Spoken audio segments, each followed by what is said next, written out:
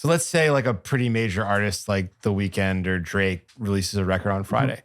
Is it at all part of your process to listen to that record and just like ball knowledge, be like, that's a banger or this is trash? Yeah, absolutely. That's really funny. Predictive Programming, episode 13. And we got a guest today. We have Gaeten Dugas, a prediction market trader, one of the top Spotify traders out there. But I know he's dealt in other markets before. I've enjoyed reading his posts over the last few weeks, highlighting various issues with some of the markets that he specializes in. So very happy to have him here. Gaeten, welcome. Hey, thanks for having me on. I think we want to start by just asking you a little bit about who you are, where you come from, how you got into PMs. What's your story? Sure. So online I'm Gaeten Dugas, but in real life, my name's Caleb Davis. I live in a suburb of Minneapolis.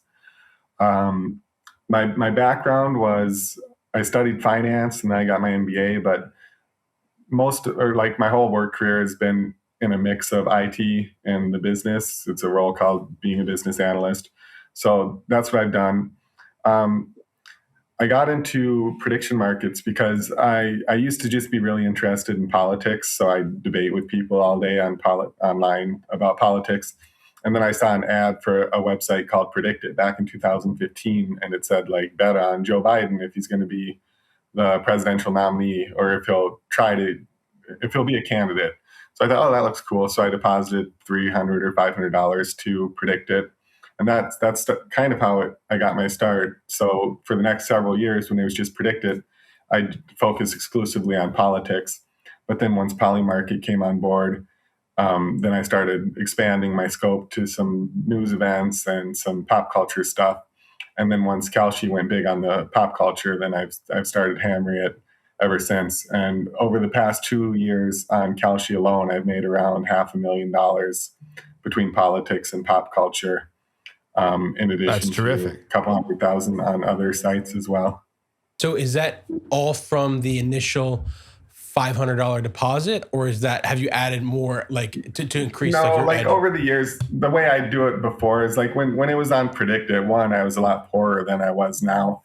And two, there just wasn't interesting stuff all the time. So I'd deposit, I'd play a bit, and then I'd withdraw the money. And then I wouldn't do anything on the site for months at a time.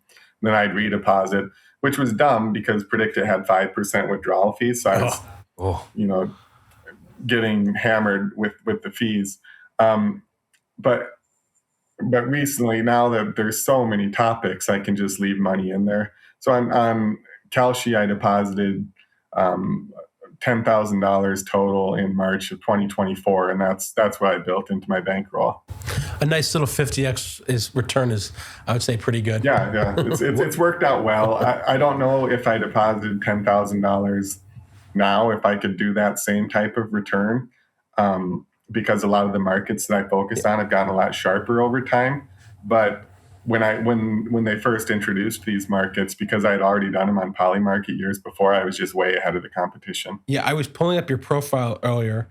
You obviously dominate in the entertainment in politics, but like basically, I mean, 375,000 for entertainment, 175,000 for politics, and then everything else is under 10,000. So, what is your like day to day? Like, are you just looking for like entertainment markets that you want to like attack, and then when political events happen, because political events are not very frequent, just then spending time. That's basically it. So somebody on Twitter set up an account at my request that sends notifications every time a new market is posted on Kalshi. And it doesn't do like the hourly or the daily markets that are the same all the time. But anytime a new unique market gets posted, I'll get a notification on Twitter now. So then I'll check those out and kind of scope out anything that I'm interested in. And then as far as the repeating ones, I'll usually do Rotten Tomatoes each week. I'll keep an eye on Spotify. But lately, there's been kind of some bad news on Spotify for me, which we'll get into a little bit later, I'm sure. Yeah. So I haven't been doing those as much. But I just keep an eye out for opportunities where things might be interesting or where I might see something that the rest of the market's not seeing. Okay, so first thing I want to ask, when you first load up into Predict It back in 2016, are you Would you describe yourself as recreationally trading markets at that point where you was there anything at algorithmic? Time, it was hard for anybody to really do more than recreational if your only site was predicted, which mine was, just because the volumes weren't that great outside of election day. It's like the individual vote markets and stuff like that, they just didn't draw that much attention. Plus, the $850 limit really put a cap on how much you could earn. Like some people made 100,000 on there maybe, but it was nothing like today where there's basically no limit, no ceiling on what you can earn. And at what point do you start feeling like, oh, I think I have an edge here. Like I think I'm winning. I think this is something that I could make real money doing. And how does your approach and behavior change after that moment? So it mostly comes through bet sizing as far as the changes. As far as the edge, you just look back at your performance over the years and you can see how you've done. It's like I'm not somebody that has like a 95% win rate or anything like that, but I do consistently win more than I lose. So I'll have a down month here and there just by the nature of the markets that I bet in. But if I look over the long term, it's a consistent upward slope on my earnings.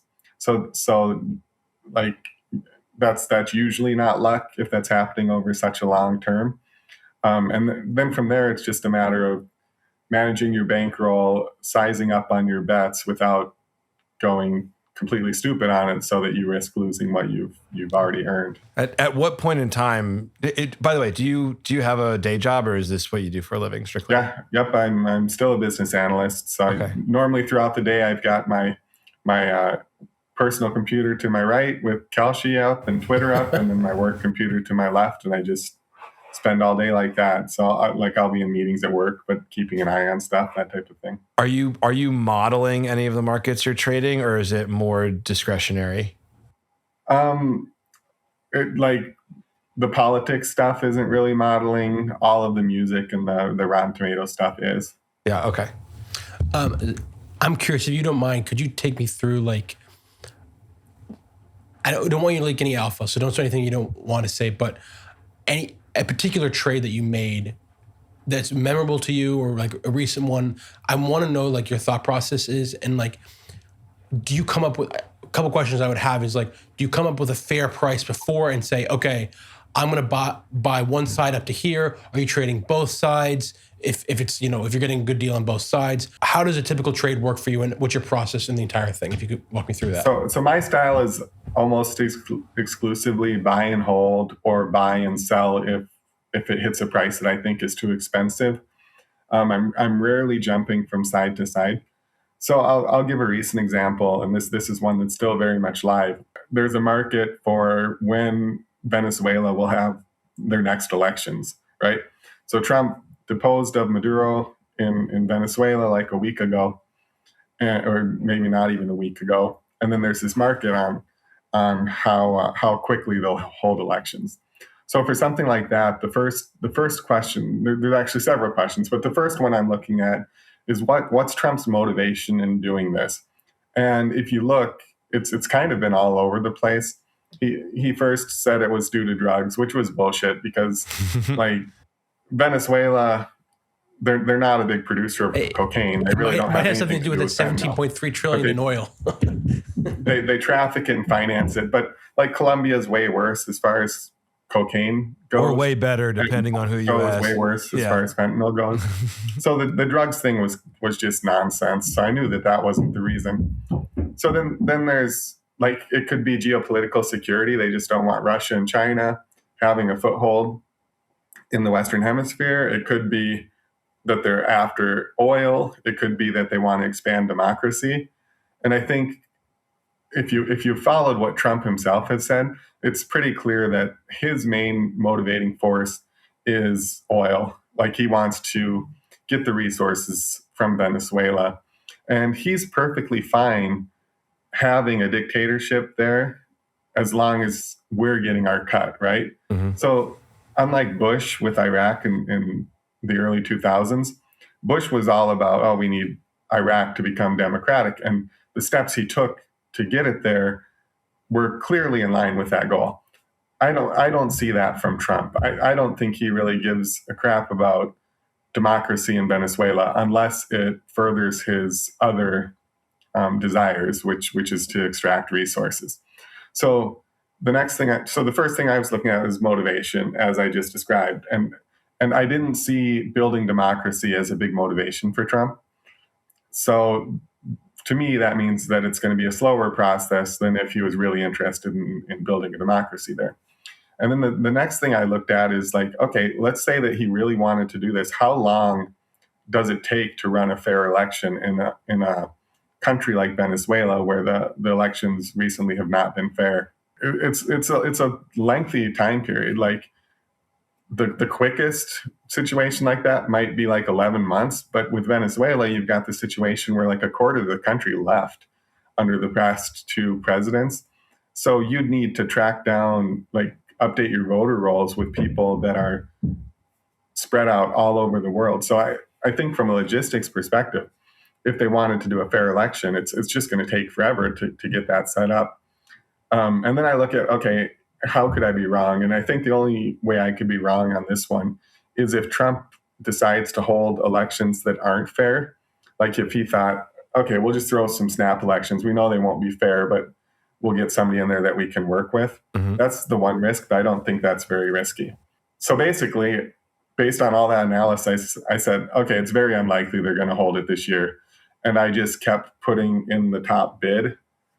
When you say this year, do you mean 2025 or 2026? Before June or something like that, before September and before the end of the year. So I would just put up 5,000 share blocks so that I always have the top bid. And are you basically, by the way, always doing make orders and being patient, or do you occasionally take whatever's available? It depends. For something like that, where it's a pretty liquid market, I'll stick with the limit orders. But for something like Rotten Tomatoes or Spotify, a lot of the times I'll have a limit order there. And these are pretty low volume markets. So if I see a block like 2 cents or 3 cents above what my limit order is, I'll just grab it because there's no guarantee that I'm going to get those shares otherwise. Okay. So unfortunately, like the bad part about that is last year, I think I had like 320,000 in fees in earnings, but I paid like 80,000 in fees to Kalshi because so many of my markets were ones where I just would grab those and just eat the fees. Do you find though with your limit orders, especially on something like Rotten Tomatoes, right, where people know there are Rotten Tomatoes sharps out there, that you can? How often do you run into, I placed a standing limit order and I watched the market move off of that, like somebody jump my price, or the other side open orders move further back because I declare? Yeah, right. Yeah, it's extremely common to see that. So when I do see a block that is a price below what I want to pay, I'll just grab it, even though I've got to eat the fees and maybe pay a little bit more than the market thinks it's worth right now. Am I correct that you used to be a little bit more of a poly market guy and now you're a little bit heavier on Kalshi? Yeah. So I switched in October 2024 when I got an email saying that my name was part of a subpoena, and I'm just like, okay, well, it's perfectly legal on Kalshi. I might as well just move my money there and wait for poly market to get to the US legally before continuing to invest there. And in fact, like, Kalshi's been my biggest site, but before that, it was this American Civics Exchange one that's not very popular yet. That's where I made most of my money in 2023. Interesting. Was it at all part of the decision to move from poly market to Kalshi,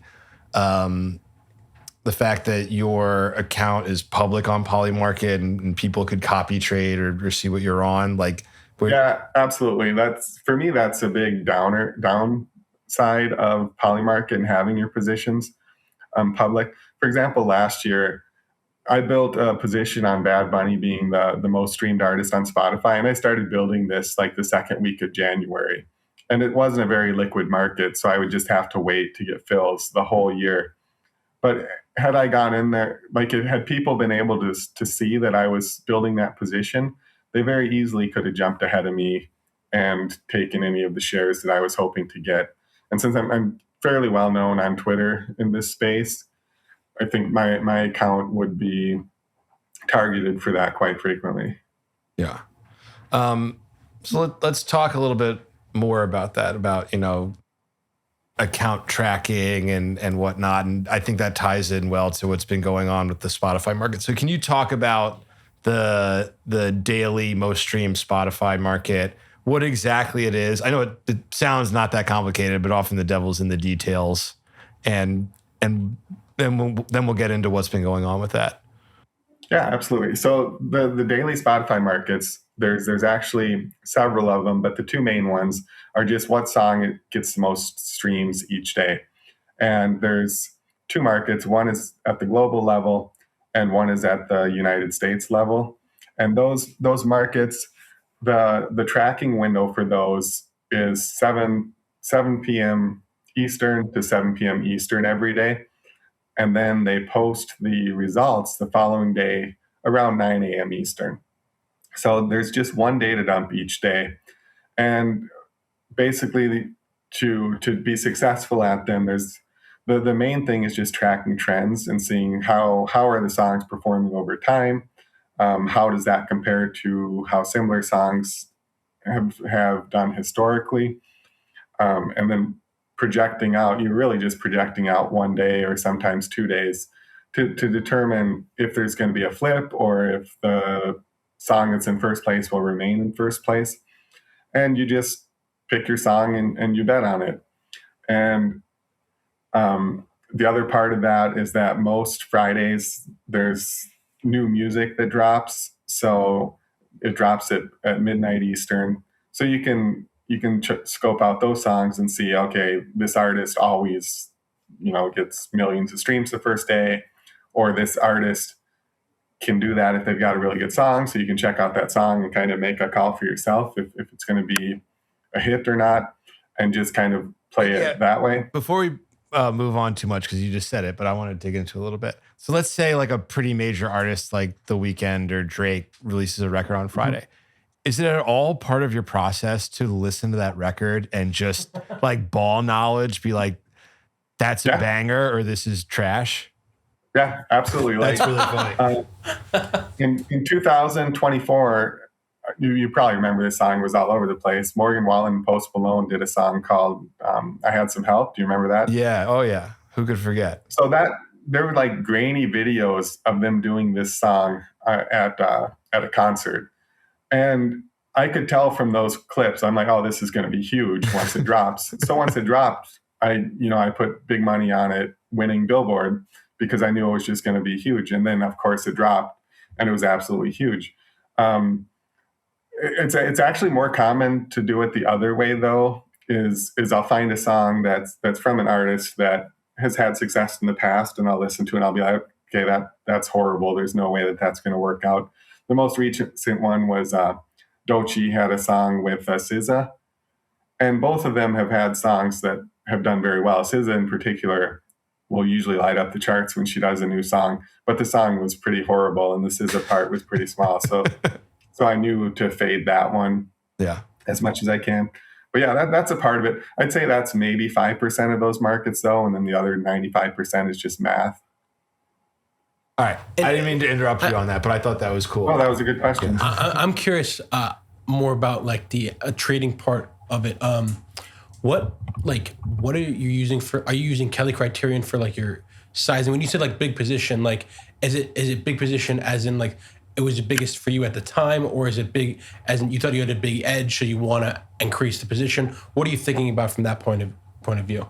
So Kelly criteria doesn't really come in on the pop culture markets just because the constraint is almost always the amount of volume available. So I'll almost never, like if I were to calculate how much I actually want to bet on a market at a price, I'm almost never going to hit that volume on a culture market. Classic end boss status. Yeah, no, that makes sense. Who amongst us hasn't been there, It's just, I take what the market can give me. So I guess from that point of view, like, how do you are you doing anything to like increase your size or anything like that? Like, I guess another question I would have is, you said earlier you didn't trade both sides, but say you eat up all liquid, like if you say you believe something to be a fair of 60% and the market's trading at 45, so obviously incredible bet. So you trade it up to like 58% and just eat up all liquidity, and now people might be like seeing the markets moving, copy trading that, not knowing who it's you, but seeing the movement and get above 60%. Could that not happen a lot and you increase your size that way? Or why does that not happen? Or have you done that? Why? It could in theory. In the culture markets, I don't see it very often. On this week, though, here's an example of doing that, was the Greenland market. I don't know if you saw that one.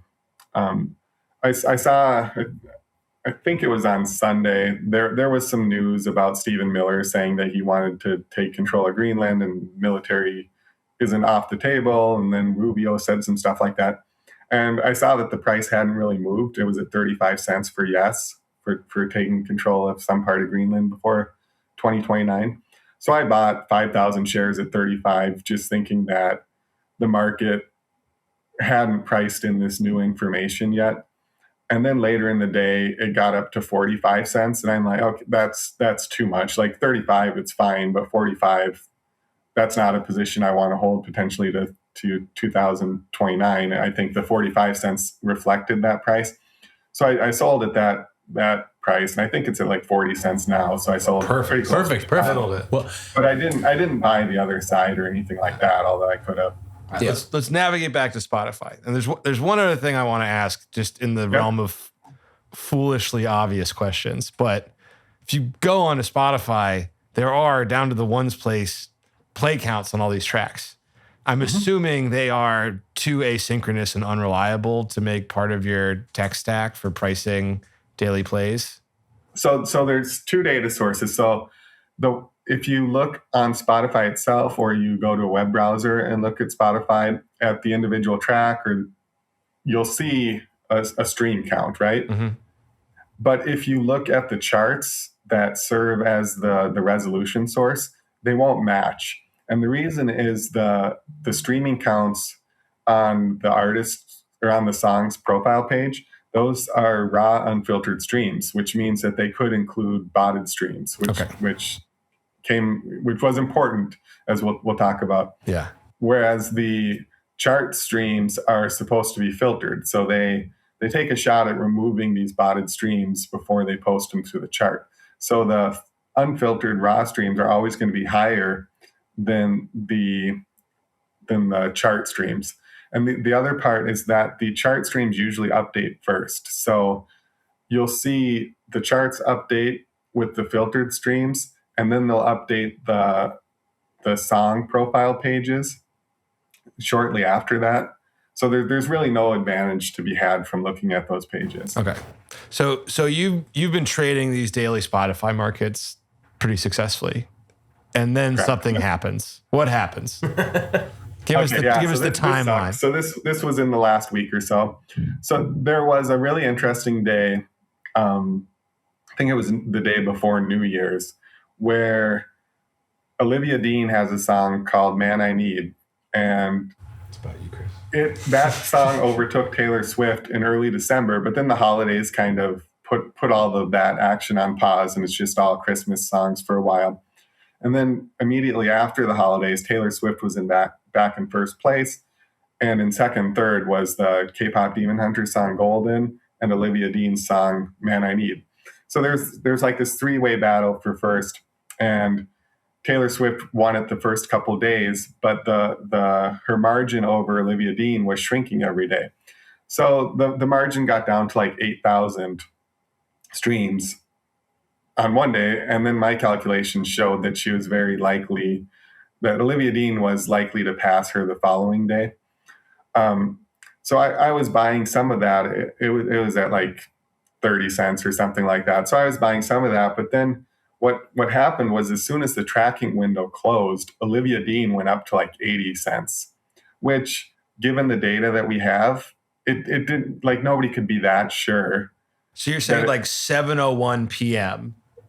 when there's still so pretty nothing much. has It's changed. just like a flip. Yeah. How much liquidity does that move from, like you said, about 30 cents to 80 cents? It wasn't a ton, maybe 6,000 shares. And to just state the obvious, this rarely happens usually, right? Like, is there any spike? Yeah. Is there any spike at all at 7 p.m.? Like, does it usually? Is there any kind of shock? No, so 7 p.m. is a nothing burger. There's jumps usually. throughout the day, but it's a market that's based off of a single daily data drop. So 10 hours later, there's a data drop, and then it adjusts accordingly. Mm-hmm. There's some proxies that you can use throughout the day, but they're not. The correlation between a proxy like Apple Music or YouTube isn't anywhere near high enough to give you that level of certainty to bet that volume at those prices midday, basically. Okay, so it goes to 80%. By the way, first day this happens, are you then personally baited into buying Taylor Swift at 15%, or do you immediately smell something fishy?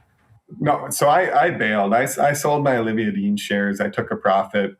But I didn't jump into the other side because I thought it looked suspicious. Well, and it was just one day, so I couldn't draw any conclusions from it. I got you. 80% was way overvalued by your numbers, but it was smelly enough that you weren't actually going to get I had it pretty close. Yeah. I had her as like a 55-45 favorite, because the thing is like you can build the perfect trends on Spotify, but there's still a lot of variance to it.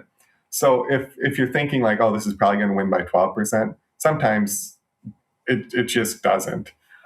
Especially when something after the holidays where you don't have a ton of historic data to be able to base it off of. And then there's also multiple trends. Like if you looked at the day-to-day trend, Olivia Dean would be a favorite. But if you look over the week-to-week trends, typically Taylor did better on Wednesdays than Tuesdays, and it was going from a Tuesday to Wednesday. So it's like, okay, maybe that trend is gonna outweigh it. And then, but if you looked over time, like throughout the month, that Tuesday to Wednesday jump was dropping each week. So there's all these different trends that you can look at, and you've got to decide which one makes the most sense.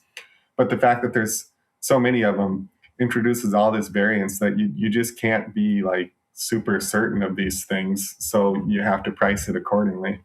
All right. So first day you see fishy behavior. Olivia Dean does indeed resolve to be the big winner.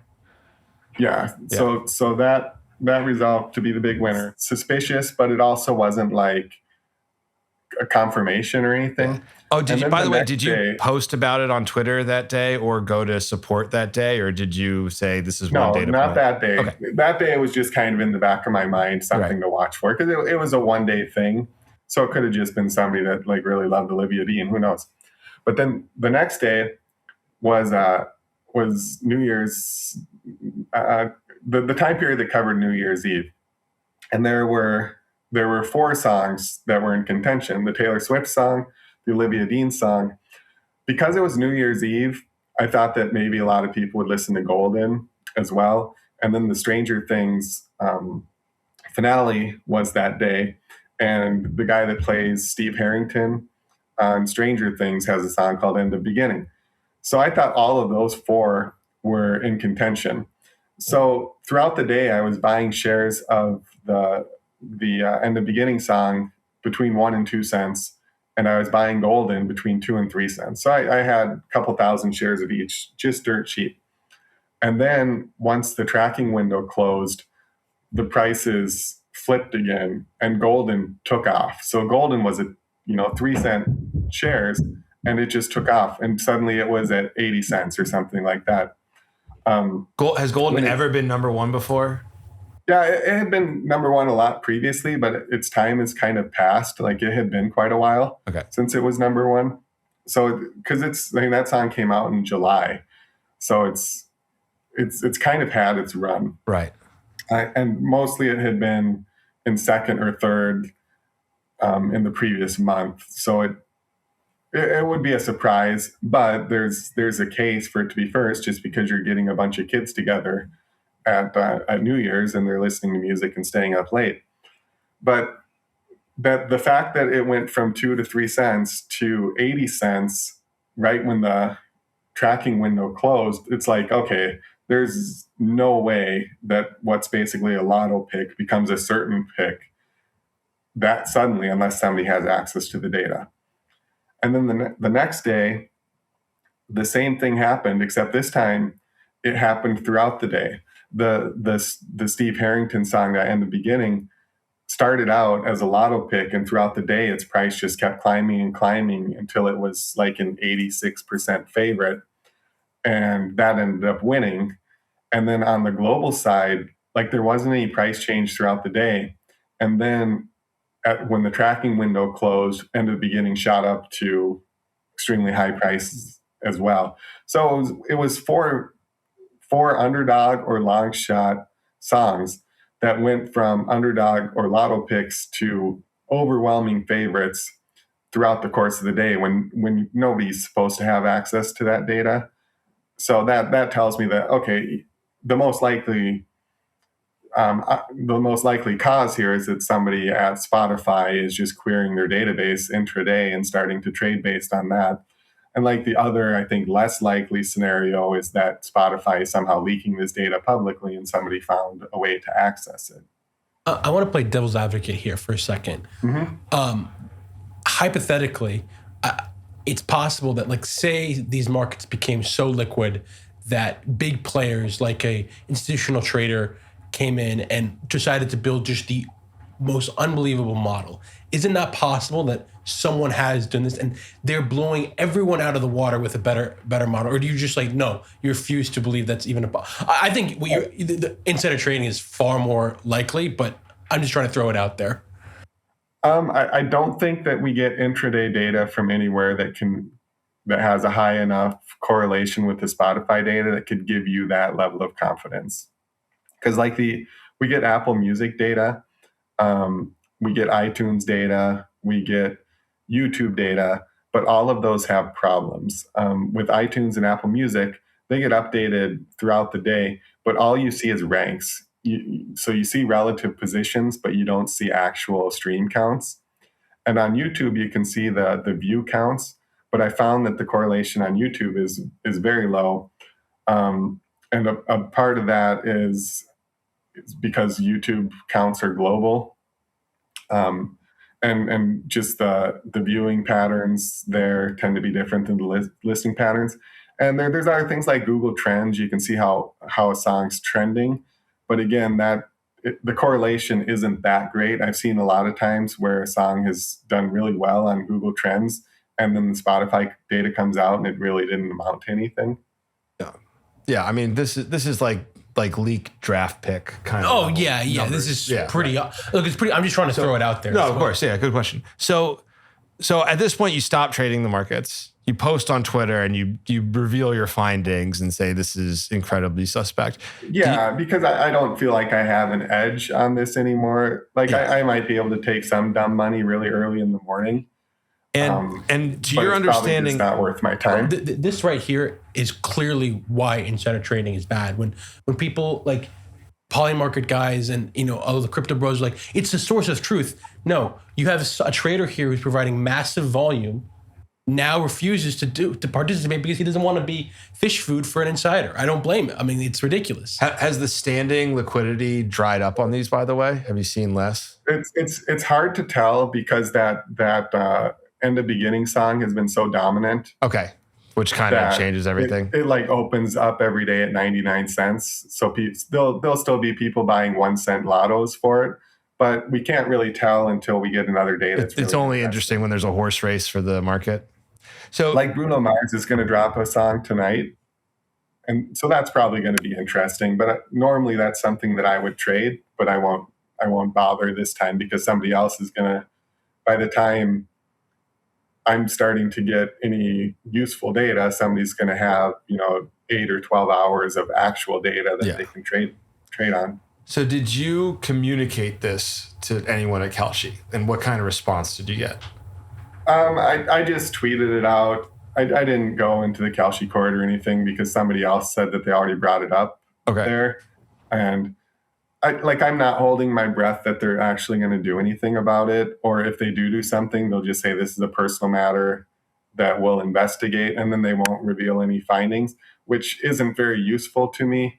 Because I really need to know that there's not somebody that's looking at the data that's going to take my money if my bid is wrong.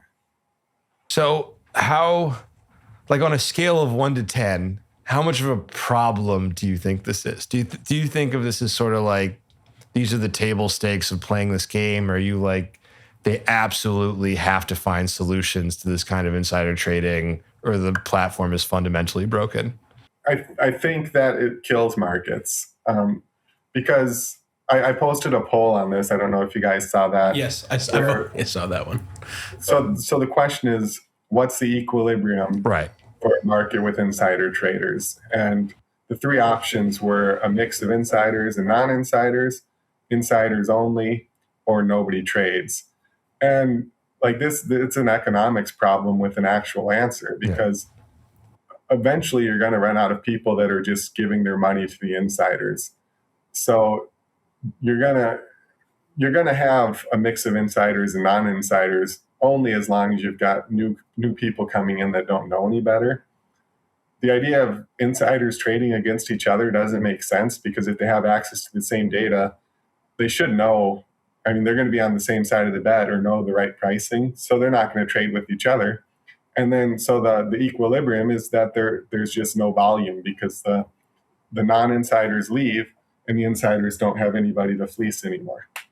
So it sounds great to say, well, it's insiders it's the only way to get the truth, and that might be true in the short term. But there's a couple issues with that. One is, who gives a shit what song is going to be number one on Spotify on January 12th? There's no informational value there.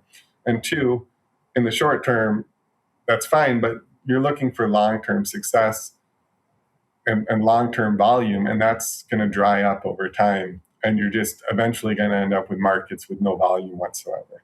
Have there been any cases where Kalshi has identified insider trading and publicly acknowledged it and done something about it? Like, is there a confirmed case that was handled properly? Not that I'm aware of. In fact, it was not too recently, Tarek was on some show and he was asked about that, and he said, like, no, there has been no insider trading. When there was a very obvious case of it back in September with the Bad Bunny announcement as the Super Bowl headliner. I don't know if you guys saw that. I did. To me, there often are like the I remember the story with the Nobel Prize winner it looked like insider, then it turned out that there was a website that had leaked it, which is like somebody beat the announcement, but it wasn't insider information. And so I never know for sure. Like you mentioned with Spotify, like it would be easier to be an employee looking at a database, but it could be some broken website where in the metadata you can see something like that. There's only some chance of that. Yeah, and I'm actually like the Nobel Prize thing or the Spotify Wrapped leak. I'm actually okay with that. Like if it's hard to find public information, that's different than information that you have access to by virtue of an employment contract and you're supposed to be protecting. There's a difference there. But what happened with the Bad Bunny thing was that I had some money in that market, so I started getting alerts at some ridiculous hour saying that the price had gone up. So then I was watching the volume, and people were putting up fairly large bids at a price that wouldn't make sense unless you knew something was up. And then I went to Polymarket and I saw the same thing was happening there with some new accounts. So I tweeted at like 3 a.m, like an official prediction that Bad Bunny will be announced as the headliner of the Super Bowl today. And that ended up getting traction. Like the Bad Bunny fan accounts on Twitter came across this tweet and started amplifying it. And then it ended up being correct later in the day. So that was kind of cool. But it's an example where if you didn't have that insider info and you were just doing some analysis and trying to predict who was going to be the headliner, you were going to be donating your money to somebody who actually knew. And it highlights a tension, right? Because these sites, they need to be healthy marketplaces, but they also want to be exciting sources of news. And inside information is great for the latter and terrible for the former. And it's one of those things where insider information might work fine for these one-off markets, like the attack on Venezuela, Bad Bunny Super Bowl thing, because you're not relying on a daily cadence of this market to generate volume, right? So it's not like a systemic problem at that point. It's a one-off thing, right? Yeah, and the user has no guarantee about when this information is supposed to be public, right? The surprise announcement is priced in already, so whether or not it's a public or private announcement is kind of irrelevant from a user perspective. And like you should exercise caution, and you should understand like what the timelines of these things look like. For example, there's a Grammy performer market. Right about now is the time when lots of people are going to know behind the scenes who's going to be performing at the Grammys. So you're not going to want to leave big limit orders open in those markets just because there's going to be like a point in time where it's like flipping a switch where a bunch of people are going to know this information and you aren't. And you don't want to open yourself up to being taken advantage of in that way. But you can still trade them when it's early on. Like once the Grammy nominations were announced, you've probably got a couple month window or a month and a half window where you can trade because it's not determined yet. So there's no insider information to share. Lead me to another question I have is, when you're making a lot of these open orders and limit orders, are you only comfortable if you're in front of the screen? Like if you go to even like, say you've got to go get lunch or something and you go out for 30 minutes, are you canceling everything and making sure, or are you going to bed with any open orders? What is your fear level just in any market in general?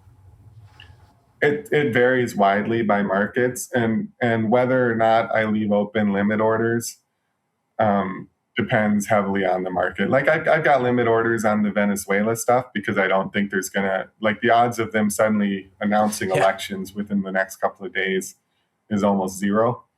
Fair.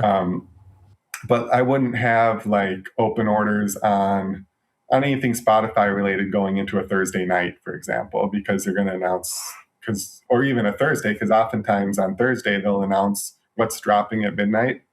I try to figure out what the dangerous times are and not have open orders. For something like there's house votes today, and there's some markets on those house votes. Like I wouldn't leave that open while I'm doing this interview because I could just get taken to the cleaners because somebody's watching the vote and I'm unable to. So then going back to the Spotify thing, what would you like to see from Kalshi in this thing? Like if they said we've investigated and we found no source of, would that satisfy you, or what would make you happy here? Well, I like if they investigate it and say that they didn't find anything, I still wouldn't trade them because I don't think that there's a compelling case that somebody just did those trades without some sort of insider knowledge. To get me back, they basically need to say, here's what we found, here was the punishment, or they've been banned from this stuff, or some sort of consequence. And I think that type of thing would be important just as a deterrence to future ones, because if people see that there's consequences to insider trading and they work at a place that gives them non-public information, they might hesitate to use that if they know that there's been a precedent of punishments or bans or whatever handed out. But as long as that's not there, there's really not a disincentive to use it. So now playing again, I'll play devil's advocate again here. Going back to the Nobel thing, that wasn't insider information. That was just like a very unique spot that he was the only one to find this information. If it's a spot like that where someone has figured out a way to get information that's very valuable and only they have, and that is discovered, what is Kalshi supposed to say? They can't like out the guy's edge, so to speak, but no, absolutely not. So if they find out that that's the case, then they can basically say that's the case. It wasn't insider trading, but you still come across the same problem. And then it's up to me. Okay, do I want to try and find out the source of their information or not? I probably wouldn't want to try it. One, because I might not find it. And two, if I did, it would just put me on par with them instead of giving me an edge over them. Right. All right, we're getting towards the end here, but you are a predictor par excellence, Gaeten. So I just want to ask for one prediction for prediction markets in 2026. Where do you think we're going? What's something you think we're going to see this year? Sure. So I think like the big news of the past year was just sports getting on the platforms and basically overwhelming the volume of everything else. And I think the reason that that's been the case is because we've been in this legal gray area where it's not illegal, but it's also not legal. And I think that it being that gray space has dissuaded some competitors from going all in on building competitive products. So I think that this is going to be the year where either sports are ruled to be illegal and that just goes away and the volumes on these things drop dramatically, or they're ruled to be legal and we see a flood of high quality competitors. And I think that the volume's going to get spread out amongst multiple platforms instead of just one like Kalshi dominating. I hope Novik is a part of that spread of volume. All right, Gaeten, thank you very much for joining us, man. Really appreciate it. Yeah, thanks for having me. Yeah, excellent. Take care. Predictable.